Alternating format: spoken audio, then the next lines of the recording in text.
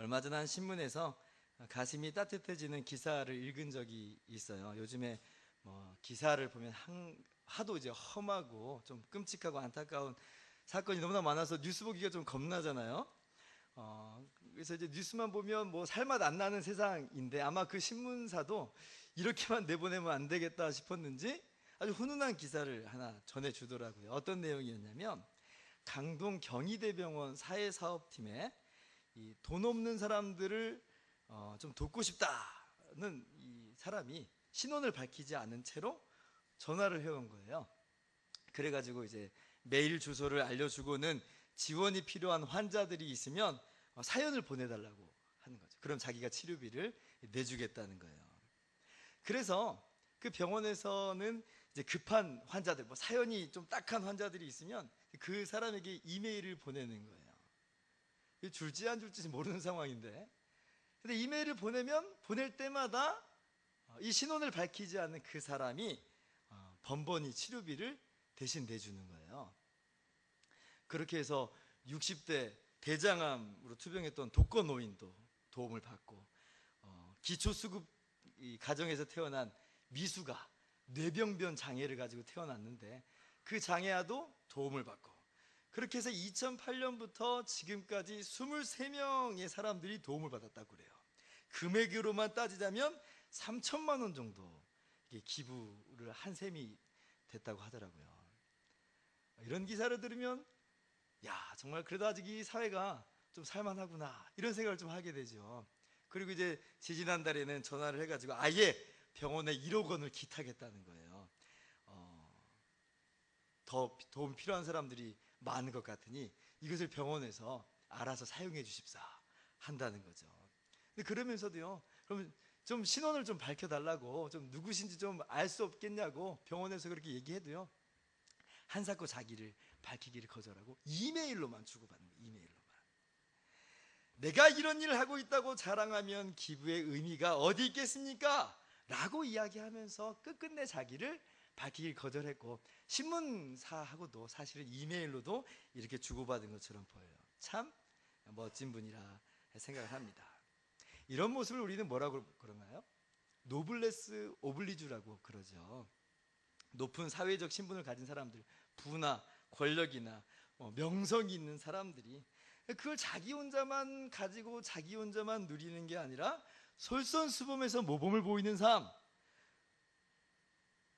사실은 그럴 법적 의무는 없지만 그런 마음에서부터의 그런 의무감을 가지고 봉사와 기부에 앞장서는 것, 이걸 노블레스 오블리주라고 하는 거잖아요. 우리나라 사회 속에서 정말 필요한 자세가 이런 거예요. 급격하게 발전을 하다 보니까 이 우리나라에 이런 것들이 좀 부족한 측면이 있어요.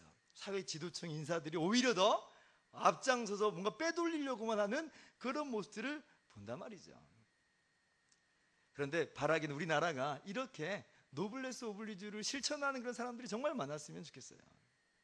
여러분들이 그런 사람이 되기를 바랍니다. 근데 이러한 모습이 비단 어떤 국가 공동체나 사회 공동체에만 해당되는 그런 이야기일까요? 교회 공동체는 어떻습니까? 교회 공동체, 우리 공동체 안에는 어떠한 모습으로 살아가는 것이 마땅할까요? 교회 공동체 역시 믿는 자로서의 노블레스 오블리주의 모습이 필요합니다. 오늘 바울 사도가 우리에게 요구하는 내용이 바로 그런 것이에요. 1절 말씀 보세요. 같이 한번 읽어볼까요? 시작. 믿음이 강한 우리는 마땅히 믿음이 약한 자의 약점을 담당하고 자기를 기쁘게 하지 아니할 것이라. 지금 믿음이 강한 사람에게 너 믿음이 강한 대로 그렇게 너 혼자 누리면서 살라 말하는 것이 아니라 너의 그 강한 믿음을 가지고 믿음이 약한 자의 약점을 함께 담당해 주어라. 지금 그렇게 이야기를 하고 있는 거예요. 이것이 믿음이 강한 사람이 갖춰야 되는 삶의 자세다, 신앙인의 자세다라는 거죠. 우리가 로마서 14장을 보면서 우상에게 바쳐진 그 고기를 먹어도 되느냐 아니 먹지 말아야 되느냐, 이 문제를 지금 계속 살펴보고 있었어요. 그리고 이런 고민들이 날과 절기는 그럼 어떻게 지켜야 되느냐 말아야 되느냐, 더 나아가서 포도주는 먹어도 되느냐 말아도 되느냐, 이런 것들까지 그렇게 함께 논의가 되고 있었어요. 그럴 때에 이 로마서 14장을 통해서 우리 믿는 자의 신앙의 원리를 우리가 함께 말씀을 통해서 들여다봤어요. 첫 번째 원리는 우리가 주를 위해서 살아가는 것이다. 어떠한 삶의 모습, 그 세부적인 내용을 넘어서서 궁극적으로 주님을 위하는 것, 이것이 핵심이라 그랬어요. 그렇기 때문에 동시에 우리의 신앙의 원리, 행동의 원리는 형제를 사랑함으로 형제를 위하여서 행동하라. 그렇게 바울사도는 14장에 계속해서 이야기를 해오고 있었습니다. 그러한 행동 원리를 이야기할 때에 특별히 바울사도는 믿음이 강한 사람들에게 더 이야기하는 거예요. 뭐라고? 그러한 삶의 모습에 있어서 하나님을 위하고 형제를 사랑함에 있어서 너가 먼저 솔선수범하여 모범을 보이라, 이렇게 이야기하고 있는 거죠. 이것이 오늘 1절의 말씀인 거예요. 모든 부분에서, 비단 고기 먹느냐 마느냐, 날과 달과 절기를 지키느냐 마느냐, 포도주를 먹느냐 마느냐, 이 문제를 포함하여 궁극적으로 모든 부분에서 믿음이 강한 자들의 삶은 어떠해야 되는가 라고 할 때에 약한 자의 약점을 담당하는데 앞장서라, 솔선수범해라. 이것이 믿는 자의 노블레스 오블리주예요. 먼저 양보하고, 먼저 희생하고, 먼저 보듬어 줘라. 이것이야말로 정말 믿음이 강한 사람의 신앙의 모습이다. 바라기는 우리 예수은혜교회 성도님들은 모두 다 그런 믿음의 강자들이 되기를 소망합니다. 근데 여러분, 왜 성경은 특별히 강자에게 이런 요청을 하는 걸까요? 사실 강자가 더 잘 알고 있는 거잖아요. 고기를 먹느냐 마느냐의 문제에 있어서 강자가 알고 있는 지식이 더 옳잖아요. 그러면 강자에게 이야기하기보다는 우리 약자에게, 야, 너가 좀 더 성경 공부 열심히 하고 너가 좀 더 빨리 따라잡아야지 라고 이야기할 수 있는 노릇 아니에요?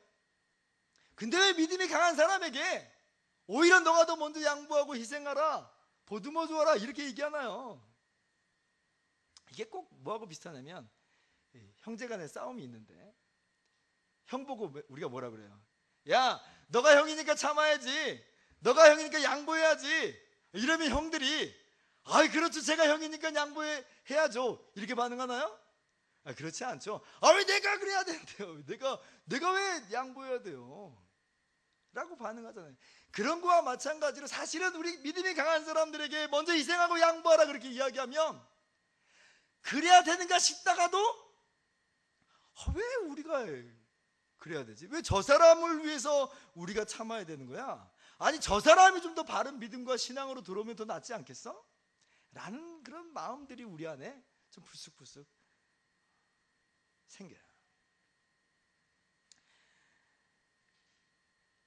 그러나 믿음이 강한 사람이 양보하는 것은 비단 형이니까 양보하라는 그런 수준의 이야기가 아니에요. 언뜻 보면 비슷한 그런 이야기처럼 보이지만 사실은 믿음이 강하다는 게 뭐냐라는 그런 문제를 들여다봐야 돼요.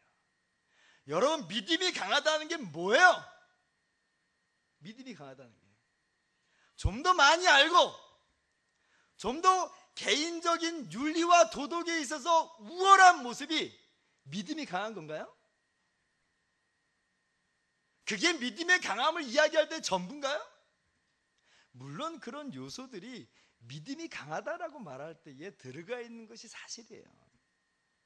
그러나 사실 믿음이 강하다라고 말할 때에는 좀 더 깊게 들어가서 다른 사람을 배려하고 양보하고 희생하는 것 자체가 믿음에 강한 사람이 갖고 있는 특질이요 본질이라는 것을 우리는 기억을 해야만 하는 거죠. 그것이야말로 정말 예수님을 닮은 모습이고 그것이야말로 정말 성숙한 사람의 모습이에요. 그래서 지금 괜히 믿음이 강한 사람에게 양보하라, 희생하라 그렇게 말하는 게 아니라 너의 믿음의 강함의 의미가 바로 그런 거다 라고 이야기하고 있는 거죠. 믿음이 강하다는 건 뭐예요? 우리가 예수님을 닮는다는 거잖아요. 3절 보니까 그리스도께서도 자기를 기쁘게 하지 아니하셨나니 기록된 바 주를 비방하는 자들의 비방이 되게 미쳤나이다 한 것 같으니라, 이렇게 기록되어 있어요. 그리스도께서도 자기를 기쁘게 하지 아니하셨나니, 자기를 희생하고 다른 사람의 덕을 세운 것에 있어서 예수님이 모범을 보이셨다는 거예요. 이것이 그리스도께서 자기를 기쁘게 하지 아니하셨나니라는 뜻이에요. 믿음이 강하다는 것은 예수님을 닮는다는 거예요. 그런데 예수님은 어떤 모습을 보였는가 라고 할 때에 예수님이 자기를 기쁘게 하지 않는 삶을 살았다, 희생하고 양보하는 것에 있어서 모범을 보이는 삶을 살았다, 성경이 그렇게 이야기하는 거예요. 그렇다면 믿음이 강한 사람이라고 한다면 당연히 주님의 뒤를 따라서 희생하고 양보하는 삶을 살아가는 것이 마땅하다. 그래서 믿음의 문제는 우리가 쉽게 생각하듯이 어떤 우열의 문제가 아니에요.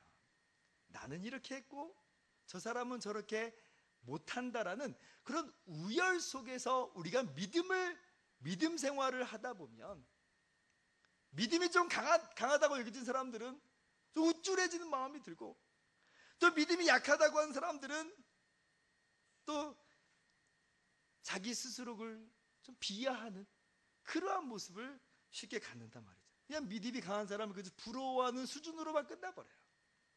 그런데 성도들의 믿음 생활은 지식적인 측면도 있고 개인적인 윤리적인 측면도 있지만 사실은 본질적으로 관계적인 측면이 핵심이에요. 믿음이 강하다는 게 뭐냐? 성도 간의 관계 안에서, 이웃과의 관계 안에서 얼마만큼 주님을 닮아 양보하고 희생하는 삶을 사는가, 이것이 바로 믿음 생활의 핵심인 거죠. 우리가 로마서 말씀을 계속해서 1장부터 살펴보고 있는데 1장부터 11장까지는 우리가 받은 그 큰 구원에 대해서 함께 이야기를 나눴어요. 죄인인 우리가, 하나님과 원수되었던 우리가 그리스도의 십자가로 말미암아 거저 의롭다함을 받고 하나님의 자녀가 되는 영광의 그런 구원 가운데로 들어가게 되었다는 것이 11장까지의 이야기예요. 그러면서 12장에 말하기를, 그러므로 형제들아 내가 하나님의 모든 자비하심으로 너희를 권하노니 너희 몸을 하나님이 기뻐하시는 거룩한 산제물로 드리라, 그렇게 나와요. 그런데 이것을 우리가 어떻게 이해하냐면 그냥 개인적인 윤리와 개인적인 도덕 수준으로만 우리가 이것을 이해를 해요. 그런데 로마서 12장서부터 우리가 살펴봤던 것처럼 찬찬히 들여다보면 거기엔 개인적인 윤리와 도덕도 있는데 그것보다 훨씬 더 많은 지면을 할애하고 있는 게 뭐냐면 형제를 사랑하라, 형제를 사랑하라. 뭐가 믿음 생활의 본질인가? 뭐가 신앙 생활의 핵심인가라고 할 때에 얼마만큼 이웃을 사랑하고 얼마만큼 형제를 사랑하는가? 여러분, 우리 주님의 모습을 보세요. 주님이 이 땅에 살아가셨을 때 뭐 개인적으로 도닦는 수준으로 사셨나요? 그런 모습으로 사셨나요?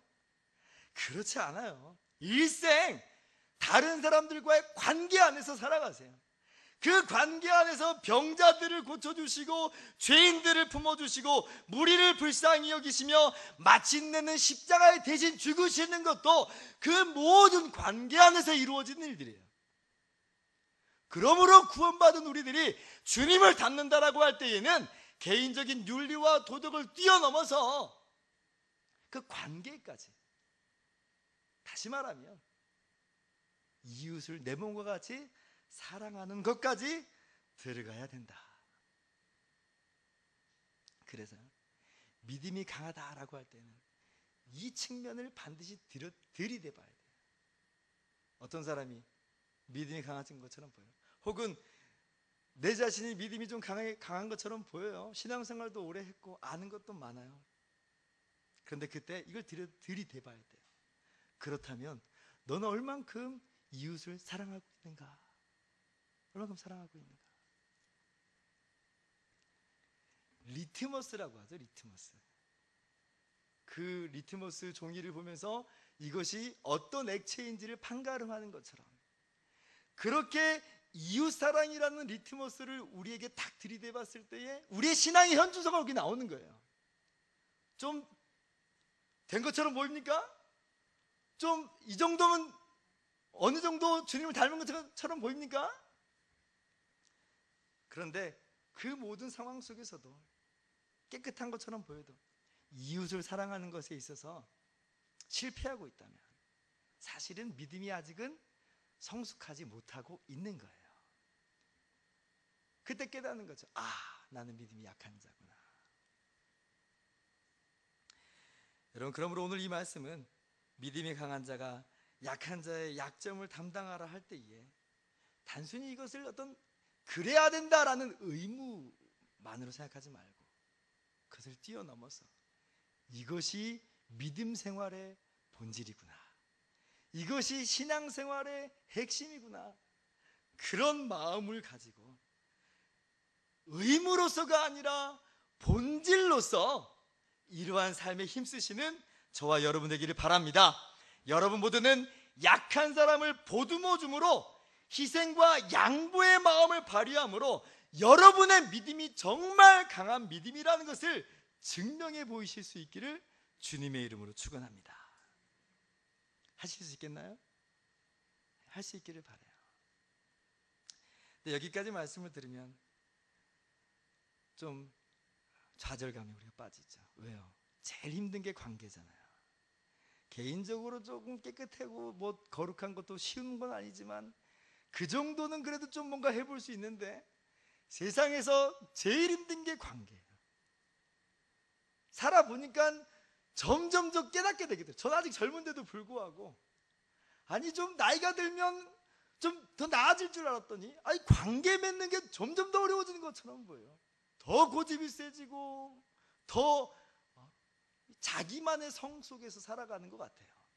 그러다 보니까 희생과 양보에 있어서 뒷걸음질 치는 것처럼만 보일 때가 참 많아요. 그러다 보니까 아이고 나는 못한다, 나는 못한다 이런 생각이 들 때가 있어요. 오늘 말씀을 보면서도 아이고 나는 믿음이 약한 자구나 하고 그냥 지레 포기하고 뒷걸음치는 그런 우리들의 마음이 있는 것도 사실이에요.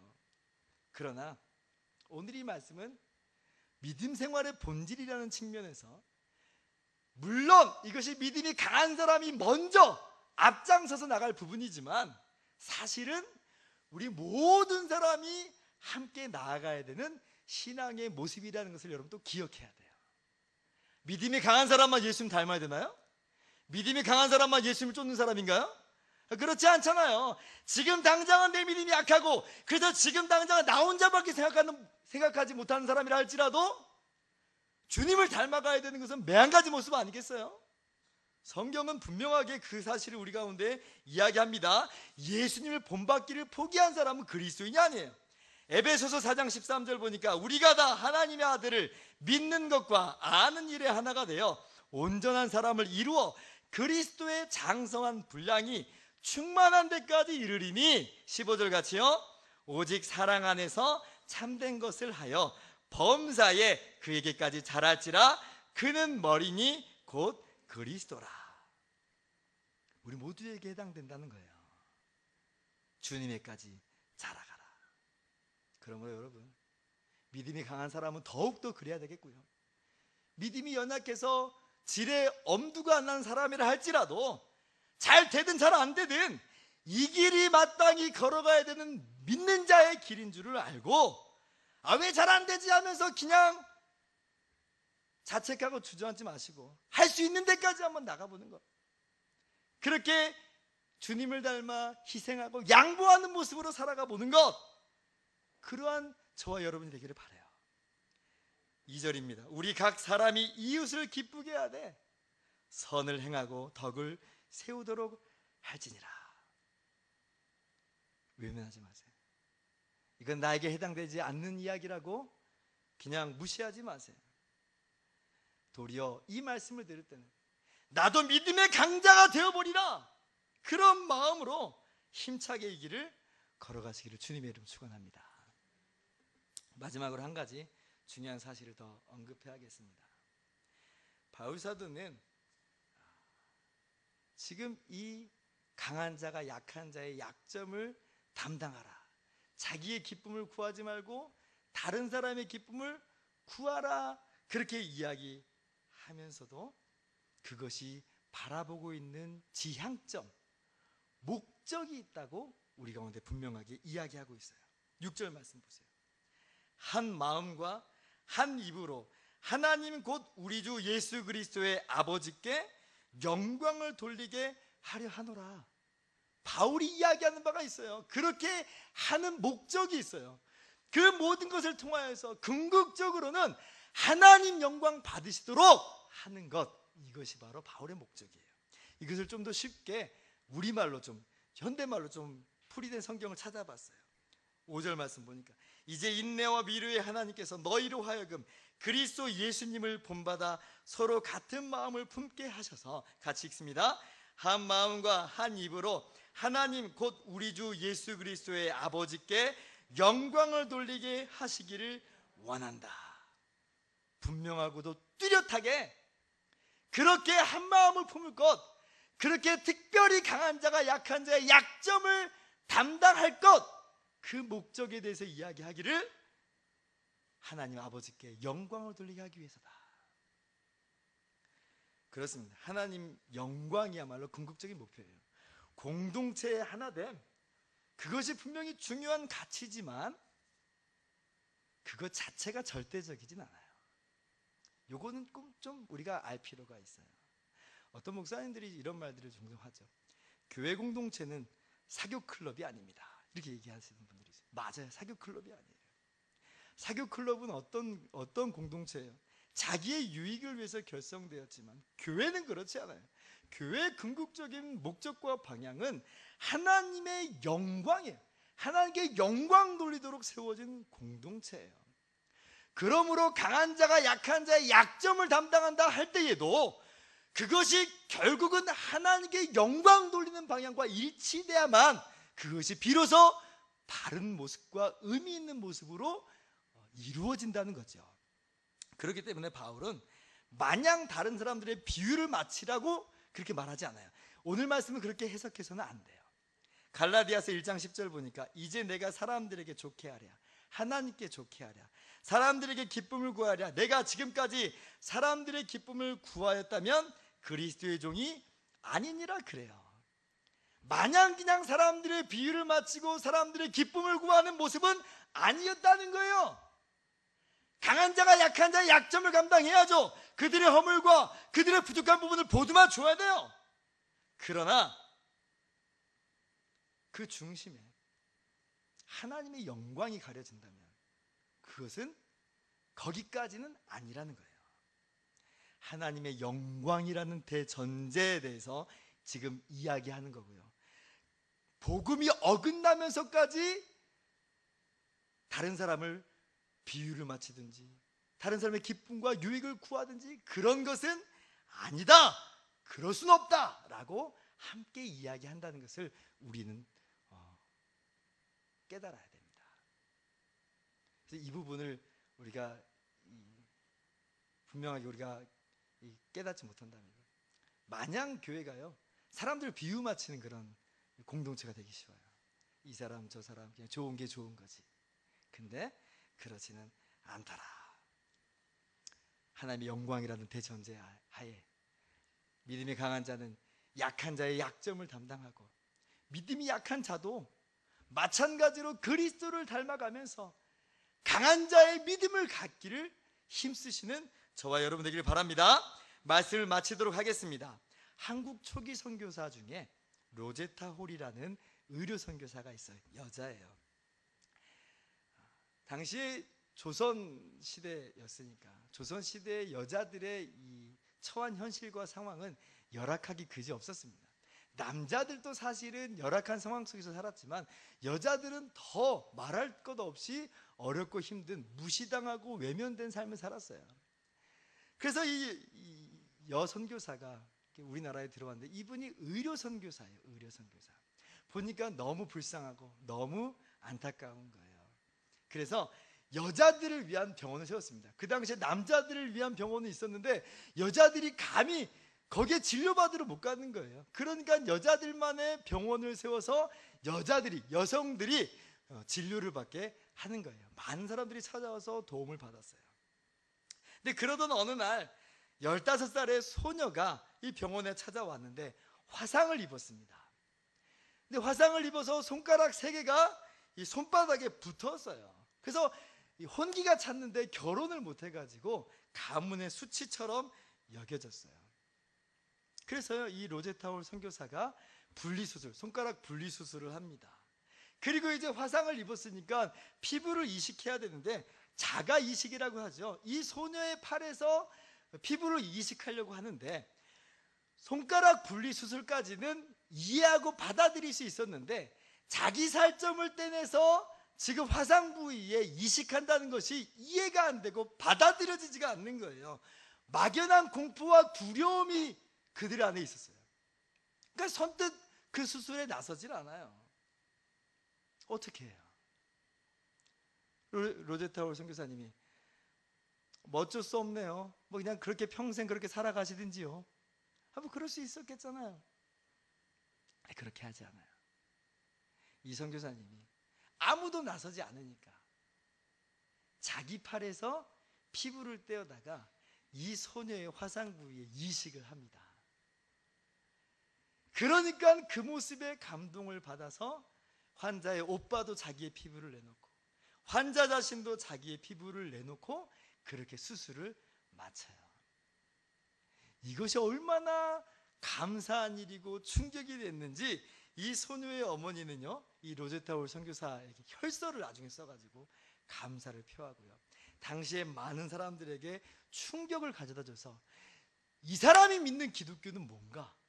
라고 하면서 많은 사람들이 기독교 신앙에 관심을 갖게 되고 이 소녀도 그때부터 누가복음을 읽게 되는 일을 갖게 됩니다. 이게 뭐예요? 그럴 필요까지 없었는데 강한 자가 약한 자의 약점을 담당하는 거예요. 그리고 오늘을 살아가고 있는 우리 믿는 자들에게 이러한 모습을 오늘 성경은 요청하고 있습니다. 믿음이 강한 자라면 그 믿음답게 약한 자의 믿음을 담당해 주시고 약점을 담당하시고요, 약한 자도 강한 자의 믿음으로 그렇게 한 걸음 한 걸음 나아가시는, 그렇게 하여 아름다운 교회 공동체를 이루며 사회의 빛과 소금의 역할을 감당하는 저와 여러분 모두가 되기를 주님의 이름으로 축원합니다. 기도하겠습니다.